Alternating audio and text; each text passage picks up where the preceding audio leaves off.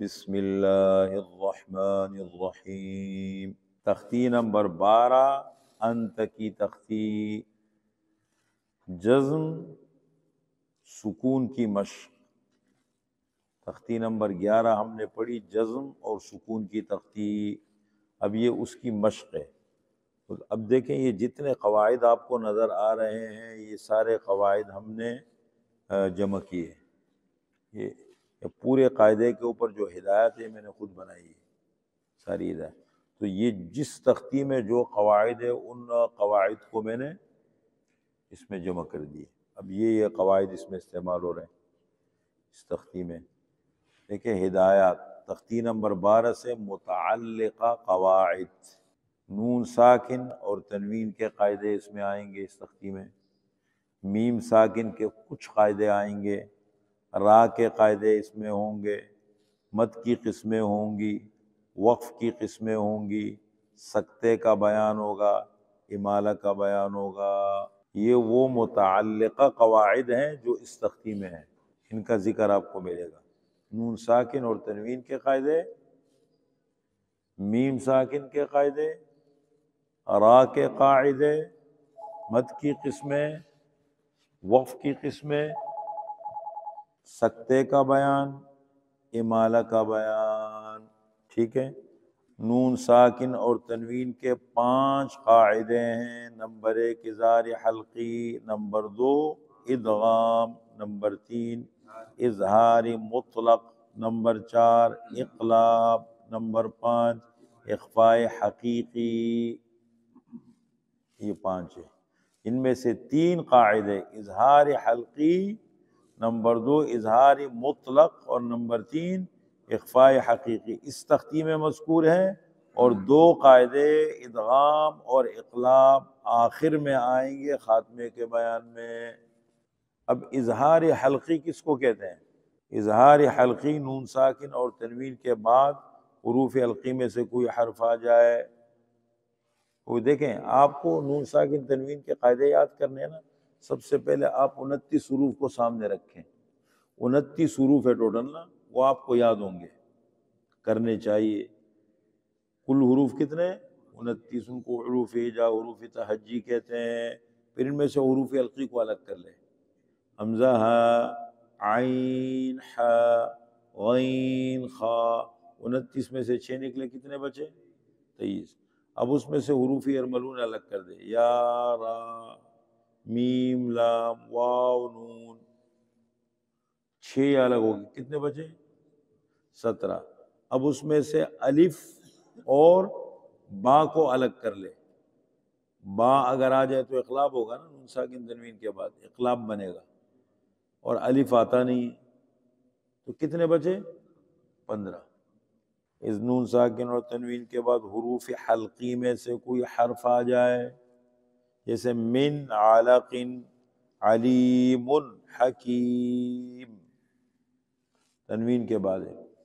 نون ساکن یا تنوین کے بعد حروف حلقی کے 6 حروف میں سے کوئی، تو نون ساکن اور تنوین کو خوب واضح کر کے پڑھیں گے، غنہ نہیں کریں گے، ادغام غنہ کچھ بھی نہیں۔ یعنی اظہار حلقی کا مطلب یعنی نون ساکن اور تنوین کو خوب ظاہر کر کے پڑھیں گے، غنہ نہیں کریں گے۔ ادغام نون ساکن اور تنوین کے حروف مرمونہ کے 6 حروف میں سے کوئی حرف آ جائے، دوسرے کلمے میں آ جائے۔ نون ساکن اور تنوین کے بعد حروف ارملونہ کے 6 حروف میں سے کوئی حرف دوسرے کلمے میں آ جائے، اس کلمے میں نہیں، الگ کلمے میں آ جائے تو ادغام ہوگا۔ یہ ایک ینمو ہے اور ایک لر ہے۔ اگر ینمو میں سے کوئی آ جائے، یا، نون، میم، واو آ جائے تو ادغام بھی ہوگا، غنہ بھی ہوگا، ادغام مع الغنہ۔ اور اگر لر آ جائے، لام، را آ جائے تو ادغام ہوگا بلا غنہ۔ ادغام مع الغنہ اور ادغام بلا غنہ، جیسے من نصیر۔ ادغام کا کیا مطلب ہے؟ نون ساکن اور تنوین کو ہم ملا دیں گے کس میں؟ حروف ارملونہ میں، یعنی نون ساکن بھی نہیں پڑھا جائے گا اور میم ساکن بھی، ادغام مدغم ہو جائے گا، مل جائے گا، ٹھیک ہے۔ ادغام کا مطلب یہ ہوتا ہے۔ اب غنہ ہوگا یا نہیں، تو 4 حروف میں غنہ بھی ہوگا، ادغام بھی ہوگا، اور ایک میں کیا ہوگا؟ اظہار مطلق نون ساکن و تنوین کے بعد یرملون اسی کلمے میں، ہم نے کہا تھا الگ کلمے میں آ جائے، اگر اسی کلمے میں آ گئے یرملون پھر کیا ہوگا؟ اظہار مطلق، جیسے دنیا، قنوان، صنوان، بنیان۔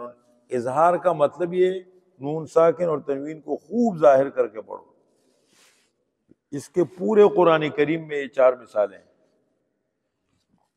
پورے قرآن کریم میں کتنی مثالیں ہیں؟ 4۔ دنیا، قنوان، صنوان، بنیان، اور کوئی مثال نہیں ہے اظہار مطلق کی۔ اقلاب، نون ساکن اور تنوین کے بعد با آ جائے۔ اقلاب کے معنی بدلنا، اقلاب کے کیا معنی؟ بدلنا۔ نون ساکن اور تنوین کے بعد با آ جائے، جیسے من بعد کرام بررہ۔ اب من بعد میں دیکھو نون ساکن نہیں پڑھیں گے، اقلاب ہو گئے نا، یعنی اقلاب کا مطلب نون ساکن اور تنوین کو میم سے تبدیل کر کے پڑھیں گے۔ نون ساکن نہیں پڑھا جائے گا، اس کی جگہ میم ساکن پڑھا جائے گا۔ من بعد کرام بررہ۔ اخفاء حقیقی، نون ساکن اور تنوین کے بعد حروف اخفاء کے 15 حروف میں سے کوئی ایک آ جائے، اخفاء حقیقی ہوگا، ناک میں آواز چھپائیں گے۔ اخفاء کے معنی چھپانا، اخفاء کے کیا معنی؟ یعنی آواز کو ناک میں چھپائیں گے۔ ينظرون مطاع ثم امین۔ حروف اخفاء یہ ہیں، تا، ثا، جیم، دال، ذال، زا، سین، شین، صاد، ضاد، طا، ظا، طا، قاف، کاف۔ اب آپ دیکھیں 15 حروف کو اس طرح یاد کریں۔ حروف حلقی کو پکا کر لے، 23 ہو گئے۔ حروف یرملون کو خوب پکا کر لے، 17 ہو گئے۔ با کو نکال لے، 16 ہو گئے۔ الف کو نکال لے، 15 ہو گئے۔ اگر آ جائیں حروف حلقی آ جائے، اظہار حلقی ہوگا۔ حروف یرملون آ جائے، ادغام ہوگا۔ حروف یرملون اسی کلمے میں آ جائے، اظہار مطلق ہوگا۔ با آ جائے تو اب رہ گئے کتنے؟ 15 آ جائے تو اخفاء ہوگا۔ 15 حروف اخفاء یاد کر لیں۔ میم ساکن کے قاعدے، میم ساکن کے ٹوٹل کتنے قاعدے ہیں؟ اور نون ساکن اور تنوین کے کتنے ہیں؟ 5۔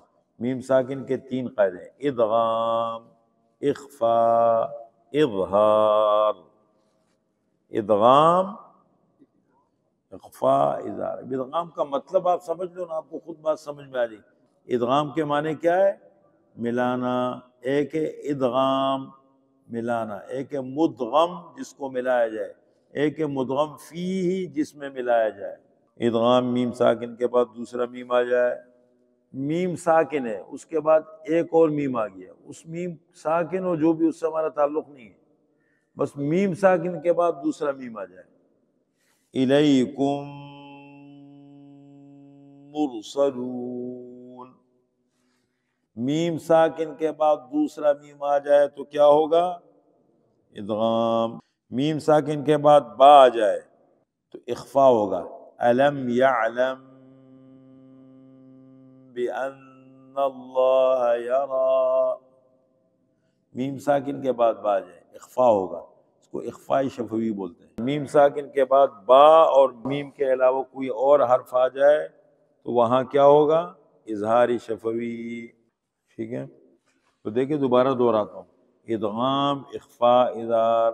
ادغام کی میم ساکن کے بعد دوسرا میم آ جائے، جیسے الیکم مرسلون، اس کو ادغام صغیر مثلین کہتے ہیں۔ اخفاء، میم ساکن کے بعد با آ جائے، جیسے الم یعلم بأن اللہ یرا، اس کو اخفاء شفوی کہتے ہیں۔ اظہار شفوی، میم ساکن کے بعد با اور میم کے علاوہ کوئی اور حرف آ جائے